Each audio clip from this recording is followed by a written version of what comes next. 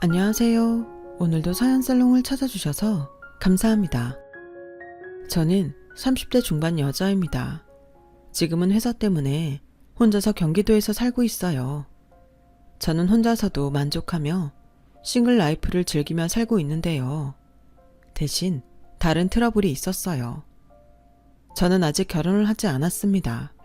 앞으로도 할 계획이 없고요. 네, 맞아요. 저는 비혼주의자입니다. 제가 비혼을 결심하게 된 이유는 저희 부모님이 보여주신 결혼 생활은 행복하지 않았기 때문이에요. 그리고 제 연애를 통해서 본 결혼은 그리 긍정적으로 느껴지지 않았어요. 저에게는 2살 터울의 남동생이 하나 있어요. 저희 남매는 어려서부터 부모님이 다투는 걸 보면서 성장했어요. 저는 고등학교를 졸업하자마자 기숙사를 제공하는 공장에 취직했어요. 제 또래 친구들이 미팅하고 술 마시며 놀 때 저는 매일매일 쉬지도 않고 닥치는 대로 일했습니다. 월급은 딱 월세 등을 포함한 공과금만 남겨놓고 다 저축했어요. 밥은 회사에서 제공해 주니까 밥값도 따로 들지 않았고 옷은 동묘 구제시장에서 싸게 구입해서 입었어요. 어디 나갈 일이 없었으니까 굳이 멋부릴 일이 없었거든요. 회사 동료들은 이런 저를 보고 도대체 무슨 재미로 사냐고 묻더라고요. 저는 돈 모으는 재미로 살았어요. 통장에 쌓이는 돈을 볼 때마다 일하면서 쌓인 스트레스, 육체적인 피로가 싹 날아갔거든요. 돈만 보고 사는 저를 보다 못한 같이 일했던 언니들이 저에게 다른 부서 남자를 소개시켜준 일이 있었어요. 그 남자는 저보다 5살 정도 연상이었어요. 서로 호감을 느껴서 연애를 하게 되었죠. 사귄 지 한 6개월쯤 지났을 때였을까요? 남자친구는 저에게 자기 엄마가 저를 한번 만나고 싶다고 계속 집요하게 요구한다고 하더라고요. 그러면서 한 번만 엄마하고 같이 보자는데 저는 솔직히 내키지가 않았어요. 결혼이 확정된 상황도 아니었고 만난 지 1년도 안 되었는데 부모님을 뵙는 것이 부담스러웠거든요. 저는 거절 의사를 밝혔고 그렇게 넘어가나 했는데 어느 날 데이트 중에 남자친구의 어머니가 자신이 근처에 있다면서 막무가내로 저희가 있는 곳으로 오셨던 적이 있었어요. 그래서 거의 반강제로 제가 남자친구 어머니께 인사드리는 상황이 왔었어요. 처음은 괜찮았어요. 저에게 과도하게 살갑게 굴려는 것을 빼면 말이죠. 문제는 그 이후였죠. 남자친구의 어머니는 그날 이후 제가 당신 며느리라고 생각되신 건지 집안 행사에 걸핏하면 부르곤 했어요. 남자친구의 누나 결혼식에 불러서 손님 맞이하는 자리에 앉아서 축의금을 받으라고 하질 않나. 명절에는 불러서 같이 음식 만드는 것 좀 거들라고 하시더군요. 저는 점점 감당하기가 어려워져서 남자친구에게 말했어요. 오빠 어머니가 이렇게 부르시는 거 좀 불편해. 우리 엄마인데 불편할 게 뭐가 있어. 우리 결혼 이야기가 나온 것도 아닌데 결혼 전부터 이렇게 집안 행사에 부르셔서 내 시간 뺏기고 노동시키는 건 좀 아니지 않아? 야, 너 좀 예민한 거 아니야?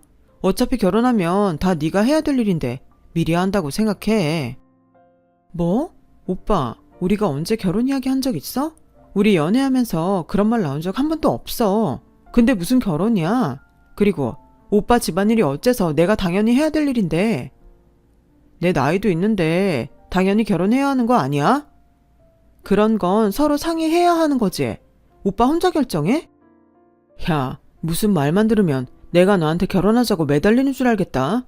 넌 뭐가 그렇게 잘났냐? 어차피 공순이 주제에 너도 나 아니면 결혼할 남자 없잖아. 그러면서 뭘 재고 따져. 내가 언제 재고 따졌어? 지금 그 이야기 하는 게 아니잖아. 만약 결혼한다 해도 이런 식으로 사람 허구한 날 부르면 나도 그런 결혼은 별로 하고 싶지 않네. 지금 그 말 무슨 뜻이야? 서로 생각이 다르니 그냥 이쯤에서 끝내자. 그게 서로에게 좋을 것 같아. 그렇게 제 짧은 연애는 끝이 나고 제 비혼에 대한 결심은 더 견고해졌어요. 꽃다운 제 20대 초중반을 일에 바친 결과 저는 경기도의 한 아파트 청약에 당첨이 되었습니다.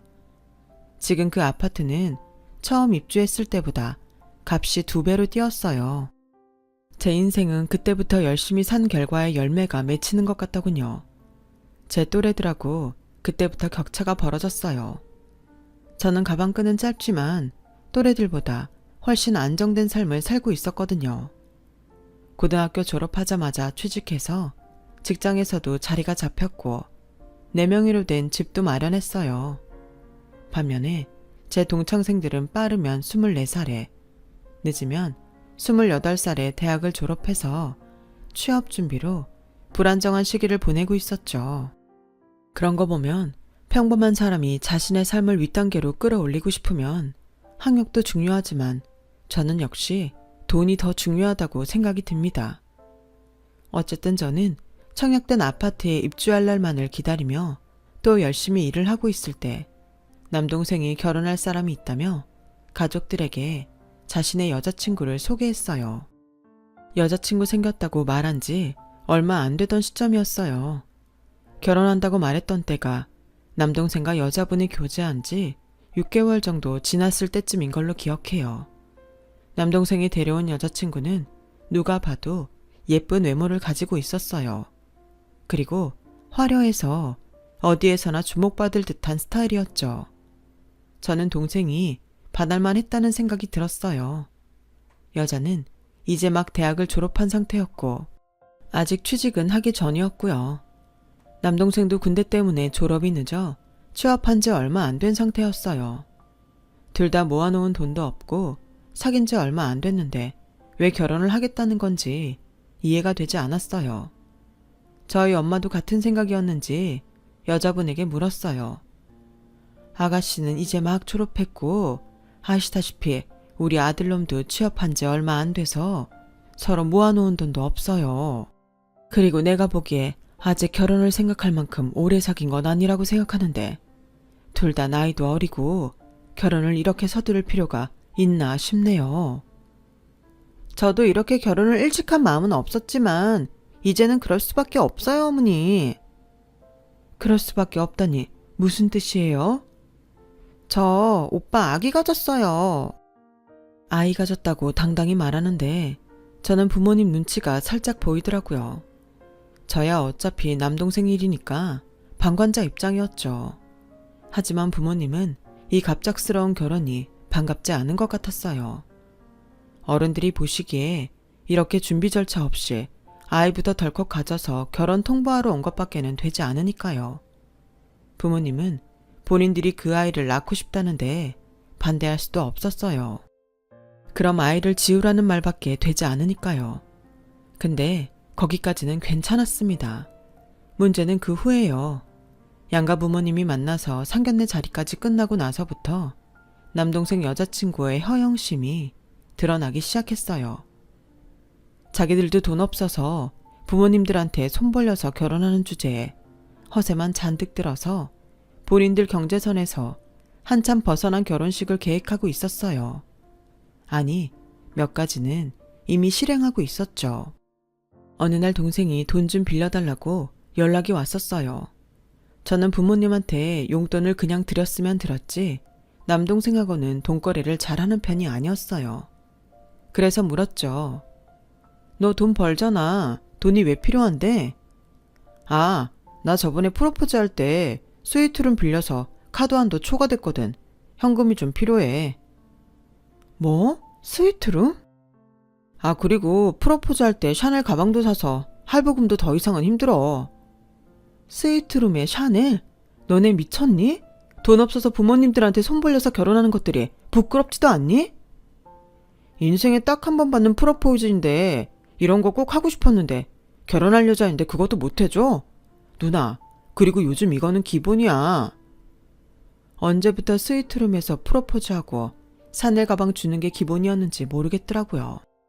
남동생 말에 따르면 5성급 호텔에서 프로포즈, 디올이나 샤넬백 선물, 웨딩밴드 200만원에서 300만원, 양가 상견례 식사 50에서 100만원, 결혼식 토탈 비용 대략 3천만원, 신혼여행 비용 1,000만원, 가정가구 1,000에서 1,500만원, 집은 수도권 기준 기본 4억 이상은 돼야 한다네요. 아, 한 가지 더 있어요. 산후조리 500에서 1000만 원이 추가로 있네요. 그 이야기를 듣고 얼마나 기가 차던지. 아니 물론 인생에 딱 한 번일지도 모를 결혼, 여자라면 화려하게 하고 싶죠. 그 마음 이해 못하는 건 아니에요. 하지만 저건 너무 도를 지나쳤다는 생각이 제 머릿속을 떠나질 않네요. 벌이가 괜찮고 모아둔 돈이 여유가 있으면 저렇게 결혼하는 걸 누가 욕합니까? 하지만 제 동생과 예비 신부는 자기들 돈이 없어서 부모님한테 손 벌려가며 하는 결혼이에요. 그럼 그 수준에 맞춰서 결혼해야 한다고 생각해요. 돈을 빌려달라는 동생의 부탁을 니들 허영심 때문에 돈을 빌려줄 수 없으니 니들 수준에 맞는 결혼을 하라며 거절했어요. 그리고 일주일쯤 지났을 때 동생이 예비 신부와 같이 저녁 식사를 하자며 연락을 했더군요. 자기들이 사주겠다면서요. 저는 그 돈 아껴서 결혼에 보태라고 말했어요. 솔직히 만나고 싶지 않았거든요. 근데도 동생이 예비 신부랑 친해질 겸 자꾸 만나자고 보챘습니다. 어쩔 수 없이 나를 잡았어요. 그런데 식당 예약하는 데서부터 삐그덕거렸어요. 저는 비싸지도 그렇다고 너무 저렴하지도 않은 레스토랑을 예약하려고 했어요. 물론 밥은 제가 살 계획이었고요. 근데 동생 예비 신부가 예약하고 싶은 곳은 무슨 호텔에 있는 고급 레스토랑이었는데 한 끼에 인당 최소 20만 원 정도 나오는 곳이었습니다. 저는 무슨 중요한 자리도 아닌데 그런 데서 밥을 먹려고 너무 과한 것 같다고 말했어요. 그랬더니 자기들이 곧 죽어도 살 테니 걱정 말라며 결국 예비 신부가 가고 싶어 하던 레스토랑으로 예약했어요. 저희 셋은 밥을 먹으면서 이런저런 이야기를 했어요. 주로 저는 듣는 입장이고 이야기는 주로 남동생과 예비 신부가 했죠. 이야기를 들어보니 오늘 저와 만나자는 이유를 알겠더라고요. 그들은 은연중에 제가 건조기나 세탁기 같은 자기들이 바라는 걸 말하더군요. 나중에 나에 대놓고 사주실 거죠 언니? 기대할게요 라고 말했어요.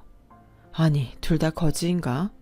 꼴랑 그 명품 가죽 가방에 들어갈 돈으로 가전을 샀으면 3개는 샀을 겁니다. 처음에는 하나뿐인 남동생이 결혼하니 저도 당연히 냉장고나 세탁기 정도는 해줄 생각이 있었어요. 근데 저렇게 제가 사주는 것이 당연하다는 듯이 말하는데 사주고 싶은 마음이 쏙 들어갔어요. 하지만 원래 사주기로 마음 먹었던 거라 가전 1~2개 정도는 사주겠다고 아예 못을 박아놨어요. 그러니까 예비 신부가 기분 나쁜 티를 내더라고요. 저는 못 본 척 넘겼죠. 며칠 뒤 저와 저희 엄마 그리고 남동생네와 함께 가전제품을 보러 갔어요. 근데 하는 행동을 보자니 이 두 것들이 은근 가전제품을 저한테 다 사달라고 할 기세더라고요. 내가 며칠 전에도 말했지만 나도 여유가 있는 편은 아니야. 청약 아파트 중도금 때문에 들어갈 돈 많아. 미안하지만 내가 해줄 수 있는 건 세탁기하고 냉장고 이 둘뿐인 것 같아. 누나, 우리 돈도 없는데 이왕 해주는 거 몇 개만 더 사주면 안 돼? 돈이 없으면 네 한계에 맞춰서 중고라도 사. 나도 더는 무리야. 오빠, 괜찮아. 형님 말대로 중고 사자. 그리고 백화점 문 닫기 전에 일단 루이비통 매장부터 가자. 옳게, 거길 왜 가? 어머님이 저한테 루이비통 가방 사주신다고 했어요. 결혼 예물로. 엄마, 진짜야? 저희 엄마 표정은 많이 곤란해 보였어요. 예비 옳게 눈치 보면서 마지못해 고개를 끄덕였어요. 아니, 프로포즈 받을 때 내 동생이 샤넬 가방 줬다면서 무슨 또 가방이야? 이건 예물이죠 형님. 그때 받은 거하고는 다르죠. 아니, 부모님한테 손 벌려서 결혼하는 주제에 뭐가 이렇게 당당해? 얘, 그만해라. 내가 해주겠다고 한 거야. 분위기가 험악해지자 엄마는 저를 말리며 말씀하셨어요. 동생 부부네 전셋집을 동생 명의로는 대출이 나오질 않아 엄마가 집담보로 대출을 받아서 마련해 주신 집이었습니다. 그거 대출이자 갚으시느라 힘드신 분한테 명품 가방을 요구하다니요. 그래서 제가 올케가 원하는 가전 1,500만 원 선으로 맞춰줄 테니 엄마한테 루이비통 가방은 받을 생각은 하지 말라고 말했죠. 그제서야 만족한다는 듯이 순순히 알겠다고 말하더군요. 그 신혼집에 들어갈 가전이니 뭐니 소소한 것들은 다 제가 해주었어요. 집은 엄마가 해주셨으니 올케는 혼수도 제대로 안 해오고 결혼한 셈이 되네요. 예정대로 결혼식을 올리고 몇 달 후 제게는 첫 조카가 생겼죠. 제 아이는 아니지만 그래도 조카라고 그 조그만 게 얼마나 귀엽던지요. 정말 아기 용품부터 시작해서 안 사준 게 없네요. 물론 올케 수고했다고 용돈도 좀 챙겨주고 출산 후 산모한테 좋다는 것들은 다 사다 줬어요. 제가 조카를 이뻐라 하니 조카도 고모인 저를 곧 잘 따랐어요. 저희 부모님도 첫 손주이다 보니 조카를 눈에 넣어도 안 아프다는 듯이 애지중지했죠. 그래서 올케는 저희 부모님께 아이를 자주 맡겼어요. 하지만 아무리 손주가 이뻐도 저희 부모님 이제 나이도 많이 드셔서 아이 보는 게 그렇게 쉬운 일이 아니었어요. 하지만 올케는 너무 이기적이었죠. 자기 자식하고 자신만 생각했어요. 하루는 너무 아이를 맡기길래 한마디 했었습니다. 올케네 부모님은 애기 안 보고 싶어 하셔? 보고 싶어 하시죠. 그럼 시댁에만 내 맡기지 말고 친정에도 좀 가봐. 친정 부모님도 손주 얼굴 좀 봐야지. 저희 엄마 허리 아프셔서 아이 오래 못 보세요. 자기 엄마는 허리 아파서 안 되고 그럼 우리 엄마 허리는 아파도 된다는 뜻인 건지. 저희 엄마 말에 따르면 어찌나 까다로운지 아기가 자면 거실에 있는 텔레비전도 못 틀게 한다고 하네요. 언제 한번 저희 아버지께서 조카 자는 줄 모르고 거실에 텔레비전을 좀 큰 소리로 틀어놓고 보고 계셨대요. 아버지가 귀가 좀 안 좋으셔서 잘 안 들리시거든요. TV 소리 듣고 아기가 깨서 우니까 바로 저희 아버지한테 면박을 주었다고 하더라고요. 그 이후로 저희 부모님 조카가 집에 있는 날에는 마음 놓고 밥도 못 드신다고 하네요. 그 이야기를 듣고 어찌나 속이 상하든지 제가 그래서 한마디 하려고 올케한테 전화하려 하니까 엄마가 네가 봐주는 거 아니니 괜히 나서지 말어 하면서 말리셨어요. 틀린 말도 아니니 저도 수긍할 수밖에 없었습니다. 그리고 시간이 흘러 어느덧 제 조카는 벌써 7살이 되었어요. 내년이면 초등학교에 입학할 나이죠. 시간 정말 빨리 흐르더군요. 동생 결혼할 때까지만 해도 20대이던 저는 어느덧 30대 중반이 되었고 청약 당첨된 아파트에는 3년 전쯤 완공되어 입주하게 되었어요. 그 사이에 아파트 값도 많이 올랐죠. 조카 생일이 되어서 오랜만에 가족들끼리 식사를 하고 남동생네 집에 가서 후식으로 과일을 먹고 있었어요. 먹고 있던 중에 올케가 갑자기 내년에 조카가 초등학교에 들어가니 다른 건 다 동생과 자기가 준비할 테니 저보고 명품 가방 하나 사달라고 하더군요. 저는 너무나 당연한 요구에 어이가 없더군요. 학교 참관 수업과 명품 가방이 도대체 무슨 상관일까 싶어서 황당한 얼굴을 하고 쳐다봤어요. 그런데 남동생과 올케는 정말 진지하게 말하고 있더라고요. 저는 가방이 필요하면 있는 거 들고 가면 되지 않느냐고, 프로포즈 받은 명품 가방 들고 가면 되지 않느냐고 말했습니다. 그랬더니 꼭 새 것이 필요하다고 하네요. 요즘은 다 그렇게 한다고 옷이나 구두 같은 다른 것들은 자기들이 준비할 테니 가방만 부탁한다는 거래요. 참관 수업을 위해 준비한 티가 나야 한다나 뭐라나. 아니 누가 본다고 옷에 가방에 구두까지 맞춰? 형님, 요즘은 다 그렇게 하고 준비한 티가 나야 다른 엄마들한테 무시도 안 당하고 우리 애한테도 기 살려주는 거라고요. 아니 누구 엄마인지 어떻게 안다고. 그리고 준비한 티 나면 오히려 더 촌스럽지 않아? 누나는 결혼을 안 해서 몰라. 제대로 준비 안 해가면 담임이 우리 현서 왕따 시킬지도 모른다고요. 못 사는 집 애라고. 아니 참관 수업이라는 게 그냥 수업 어떻게 하는지 보러 가는 거 아니야? 그게 언제부터 엄마들끼리 명품 경쟁하는 곳이 되었니? 그리고 그런 걸로 애를 왕따시키는 담임이라면 교육청으로 가서 신고해야 하는 거 아니니? 9시 뉴스감 아니냐고. 형님, 요즘 엄마들은요 안 보는 척 하면서 다 봐요. 저 집에 얼만큼 잘 사는지 여유가 있는지, 아니면 가난해서 아이 교육시킬 여유도 없는 집인지. 형님은 제가 그날 후줄근하게 가서 우리 현서가 다른 엄마들한테 무시당해 저 집 애랑 놀지 마라 이 소리 듣게 하고 싶으세요? 그런 생각까진 엄마의 자식이라면 친구 안 하는 게 나아. 저는 단호하게 못해준다고 말했습니다. 그리고 그 사건은 그렇게 일단락 되는 줄 알았어요. 하지만 몇 달 뒤 본가에 들렀을 때 엄마가 결국 올케가 원하는 명품 가방을 사주었다는 사실을 알게 되었어요. 제가 딱 잘라 거절하자 저희 엄마를 공략한 것입니다. 올케가 자꾸 조카 현서를 앞세우면서 현서 생각해서라도 해주셔야 한다. 안 그러면 엄마들 모임에 어울릴 수가 없어서 애 교육에 중요한 정보들을 놓친다. 이게 다 어머니 손주 현서의 미래를 생각해서 그러는 것이다. 그렇게 말하니 순진한 우리 엄마 결국 또 대출까지 받아서 그 가방을 사주고야 말았네요. 제가 대신 돈을 내줄 것도 아니었기 때문에 그때는 그냥 그렇게 넘어갔어요.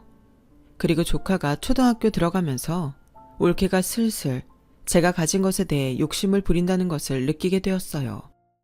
저희 집 근처에는 초등학교하고 중학교가 위치해 있고 버스로 세정거장 거리에 고등학교가 위치하고 있어요. 비록 서울은 아니지만 그래도 이 일대에서는 나름 학군이 좋아서 멀리서도 이 근처 학교로 보내기 위해 초등학교 입학할 자녀를 두거나 이제 곧 중학교 입학을 앞둔 자녀를 가진 가족들이 많이 이사를 오곤 합니다. 남동생네 부부집은 저희 집에서 대중교통으로 2시간 거리에 떨어져 있는데 그쪽은 남동생 말로는 중학교부터 교육하기에 좋은 환경은 아니라고 하더라고요. 저는 그때까지만 해도 아 그렇구나 정도로만 받아들였죠. 그런데 어느 날 엄마하고 오랜만에 단둘이서 오붓하게 데이트를 하던 중이었어요. 카페에서 따뜻한 차를 마시며 휴식을 취하고 있었어요. 엄마는 머뭇머뭇거리더니 어렵게 말을 꺼내시더라고요. 저기 현선이가 이사하고 싶대. 응? 하라 그래. 이제 좀 살만한가 보다. 근데 그게 말이다. 네 집으로 이사가고 싶다더라. 그게 무슨 소리야. 너희 집 근처에 좋은 학교들도 많고 집도 새 집이니 현서 교육하기에 좋을 것 같아서. 올케가 그리 말해? 엄마도 나한테 좀 너무한다. 그렇게 내 집 내준다 쳐. 그럼 난 어디로 가? 현서 애미가 너는 혼자 사니 지금 자기네 전셋집하고 바꿔도 되고 어디 빌라 같은데 원룸 전세를 얻으면 되지 않느냐고 하더라. 아무리 지 자식 귀하다고 해도 그렇지 집을 내놓으라니 뻔뻔해도 너무 뻔뻔한 거 아니야?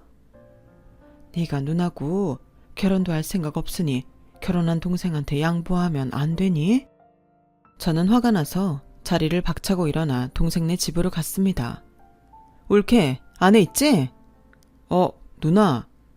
형님 무슨 일이세요? 엄마한테 이야기 들었어. 내 집으로 이사 오고 싶다고 말했다며? 아, 네 맞아요. 형님도 아시다시피 조기 교육이 중요하잖아요. 형님 집 근처가 학군도 좋고 해서 이사 가고 싶다고 했어요. 그럼 우리 집 말고 우리 집 근처로 이사 오든가 해. 난 내 집 올케네한테 넘겨줄 생각 없으니까. 형님, 저희가 그럴 돈이 어딨어요. 전셋집 빼면 그 돈 다 은행으로 들어갔는데. 올케 정말 이기적이다. 난 원룸 아무데나 구하라고? 난 그렇게 할 생각 없어. 누나, 하나뿐인 조카 생각해서 양보 못해줘? 양보? 양보는 이럴 때 쓰는 말이 아니지. 그리고 너는 그렇게 말하면 안 되는 거 아니야? 내가 어떻게 장만한 집인데 10년 동안 하루도 안 쉬고 일하면서 버는 돈으로 장만한 집이야. 그거 다 알면서 네 마누라가 그렇게 한다고 그걸 그대로 똑같이 해? 너도 그러는 거 아니지? 마누라 치마폭에 쌓여서 정신 못 차리기는. 뭐야? 말 다 했어? 아직 다 안 했어. 그리고 올케 양심도 없어? 올케 시집 올 때 혼수해온 게 뭐 있어? 이제 가전제품부터 그릇 하나까지 내가 안 사준 거 있어? 어떻게 보면 올케 혼수를 시누이인 내가 해준 거야. 그거 알고 그딴 말을 짓거리는 거야? 누나는 조카를 위해서 그 정도도 양보 못해? 짓거리다뇨. 형님 말씀이 지나치세요. 그리고 돈도 많으시면서 너무 욕심부리는 거 아니에요? 지나친 건 올케 행동이야. 저번 창간 수업 때문에 사달라던 명품 가방. 내가 못 해주겠다고 하니까 엄마한테 사달라고 했다며? 그거 엄마가 대출까지 받아가면서 사준 거야. 알고 있었지? 엄마라면 무리해서라도 해줄 거란 거 말이야. 앞으로 한 번만 더 엄마 곤란하게 만들면 나 그때는 어떻게 될지 뒷일 책임 안 져. 알았어? 전 그렇게 퍼붓고 동생 부부 집을 나왔습니다. 마음속에 있는 말들을 다 쏟아내서 시원할 줄 알았지만 아니었어요.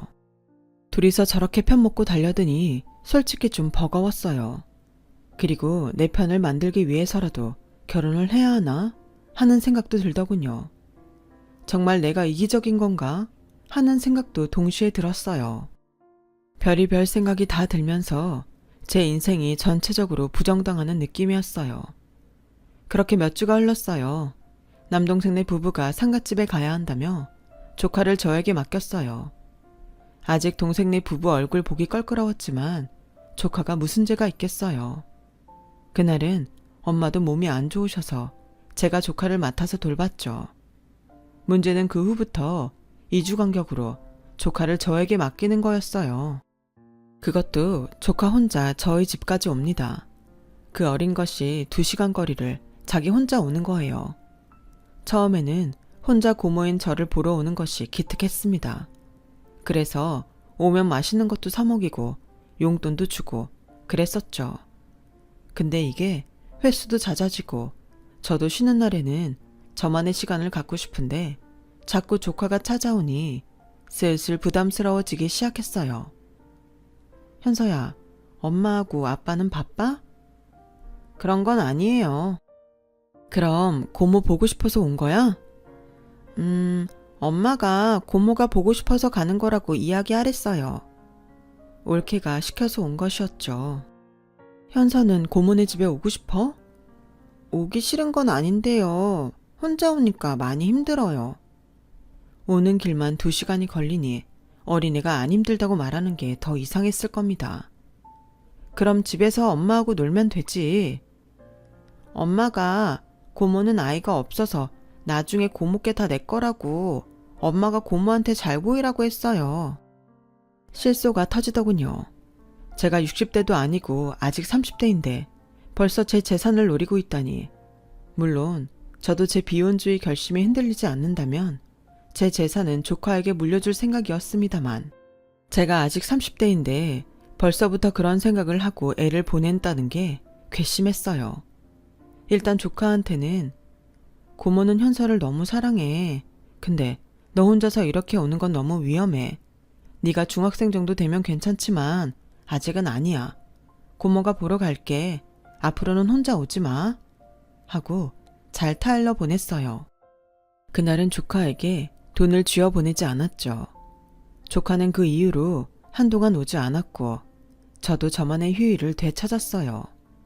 어느 날 보험회사에서 전화가 왔었는데요. 보험료가 연체되어서 기한까지 납부하지 않으면 나중에 혜택을 못 받을 수 있다고 하더라고요. 저는 의아했죠. 제가 가입한 보험들은 월급일에 맞춰 다 자동이체로 설정해 놓았기 때문에 연체될 일이 없었거든요.